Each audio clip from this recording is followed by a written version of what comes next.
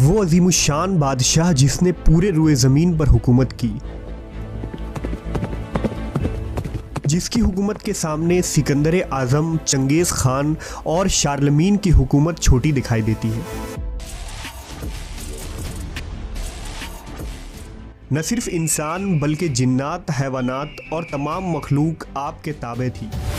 इस वीडियो में हम अल्लाह के उस अजीम पैगंबर और बादशाह की पुरइसरार वफ़ात का मुकम्मल वाक़या जानेंगे जिसे तारीख़ सुलेमान इब्न दाऊद के नाम से जानती है। अल्लाह ने हज़रत सुलेमान अलैहिस्सलाम को बेमिसाल हुकूमत और सल्तनत अता की थी। आपकी हुकूमत न सिर्फ इंसानों बल्कि जिन्नात और हैवानात पर भी थी। हज़रत दाऊद अलैहिस्सलाम की हुकूमत के वक्त से ही जिन्नात आले दाऊद के ताबे थे। उस वक्त पहाड़ों में रहने वाले देवहैकल जिन्नात इंसानी बस्तियों में आना शुरू हुए और हज़रत दाऊद के फर्माबरदार हो गए। हज़रत दाऊद अलैहिस्सलाम ने अपने बेटे हज़रत सुलेमान के लिए भी दुआ फरमाई कि जिस तरह अल्लाह ने उन्हें नेमतें अता की, उनके जानशीन को भी उन नेमतों से सरफराज फरमाए। लिहाजा सुलेमान अलैहिस्सलाम के दौर हुकूमत में भी ये जिन्नात नौकर चाकर की तरह आपके दरबार में हाजिर रहते और आपका हुक्म बजा लाते थे। ये हज़रत सुलेमान के हुक्म पर बड़ी बड़ी इमारतें और महल बनाते थे। उन जिन्नातों में बहुत सारे काफिर और सरकश भी थे, लेकिन इसके बावजूद वो हज़रत सुलेमान के फर्माबरदार थे। मगर इन तमाम नेमतों के बावजूद मौत से हज़रत सुलेमान को भी निजात न थी और ये मौत आपको भी एक मुकर्ररा वक्त पर आनी थी। दरअसल मुल्क शाम में जिस जगह हज़रत मूसा अलैहिस्सलाम ने अपना खैमा गाड़ा था, ठीक उसी जगह हज़रत सुलेमान के वालिद हज़रत दाऊद अलैहिस्सलाम ने इबादत के लिए अजीम बैतुल मुक़द्दस की बुनियाद रखी। मगर इमारत पूरी होने से कबल ही हज़रत दाऊद की वफ़ात का वक्त आन पहुंचा और आपने अपने बेटे और जानशीन हज़रत सुलेमान को इस मुक़द्दस इमारत को मुकम्मल करने की वसीयत फरमाई। चूँकि देव और सरकस जिन्नात हज़रत सुलेमान के ताबे थे, लिहाजा आपने उन्हें इस मस्जिद की तामीर के कामों पर मुकर्रर फरमा दिया। तारीखी शवाहिद से पता चलता है कि अदवाम के इलाकों में बड़ी बड़ी कानें थीं जिनसे पत्थर और तरह तरह के मादनियात निकाले जाते थे, जो इंसानों की बस की बात नहीं है।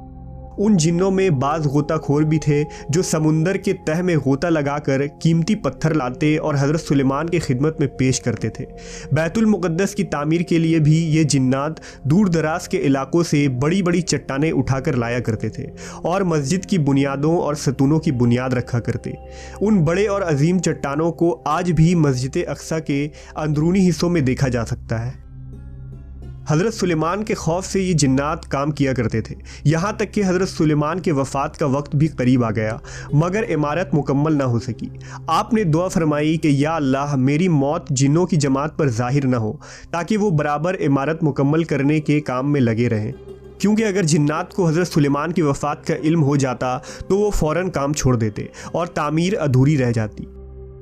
लोगों का ये भी मानना था कि जिन्नात के पास इल्म गैब है और वो हर चीज़ से बाखबर हैं। लिहाजा हज़रत सुलेमान ने दुआ की कि उन सभी का इल्म गैब का जो दावा है वो भी बातिल ठहर जाए। हज़रत सुलेमान ने मलकुल मौत से कहा था कि मेरी मौत का वक्त मुझे कुछ अरसा पहले ही बता देना। लिहाजा मलकुल मौत एक दिन आपके पास तशरीफ़ लाए और अल्लाह का हुक्म सुना दिया कि अनकरीब आपकी मौत होने वाली है। एक रिवायत के मुताबिक एक दफ़ा अल्लाह के नबी हज़रत सुलेमान नमाज अदा फरमा रहे थे तो सामने एक दरख्त उगाया। हज़रत सुलेमान ने उससे पूछा कि तेरा नाम क्या है? उस दरख्त ने कहा खरूब। आपने पूछा तू किस चीज़ के लिए है, दवा के लिए या नस्ल बढ़ाने के लिए? पौधे ने कहा घर की खराबी और वीरानी के लिए। लिहाजा हज़रत सुलेमान समझ गए कि आपकी वफ़ात का वक्त करीब आ चुका है। हज़रत सुलेमान ने जिन्नातों को एक शीशे का मकान बनाने का हुक्म दिया। आप वहां दाखिल हुए और अपने असा पर टेक लगाकर अल्लाह की इबादत में मशगूल हो गए। इसी दौरान आपकी रूह कब्ज़ कर ली गई। लेकिन उस लकड़ी के असा के सहारे हज़रत सुलेमान इसी तरह खड़े रहे और जिन्नात इधर उधर देखकर आपको ज़िंदा समझकर अपने कामों में मशगूल रहे।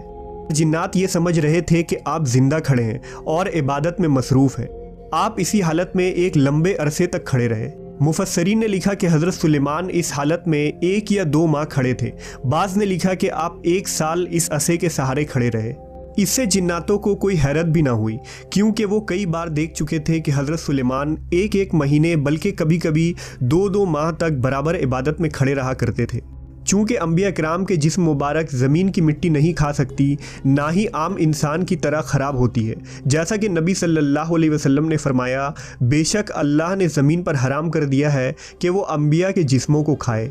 लिहाजा हज़रत सुलेमान इसी हालत में वहाँ खड़े रहे, यहाँ तक कि हज़रत सुलेमान जिस असा के सहारे खड़े थे, लकड़ी के उस असा को दीमक ने खाना शुरू कर दिया। असा आखिर कमज़ोर होकर टूट गया और आपका जिस्म मुबारक ज़मीन पर आ गया। उस वक्त जिन्नों की जमात और तमाम इंसानों को ये इल्म हुआ कि आपकी वफ़ात हो चुकी है। हज़रत सुलेमान अलैहिस्सलाम की वफ़ात के इस अजीब वाक़े ने इस चीज़ की भी हकीकत खोल दी कि खुद जिन्नात को भी पता चल गया और सब इंसानों को भी कि जिन्नात आलिमुल गैब नहीं है, क्योंकि अगर उन्हें गैब का इल्म होता तो हज़रत सुलेमान की मौत से 1 साल पहले ही बाखबर हो जाते। फिर जब हमने उस पर मौत का हुक्म भेजा, जिन्नों को उसकी मौत ना बताई, मगर ज़मीन की दीमक ने कि उसका असा खाती थी। फिर जब सुलेमान ज़मीन पर आए, जिन्नों की हकीकत खुल गई। अगर गैब जानते होते तो इस खारी के अजाब में ना होते।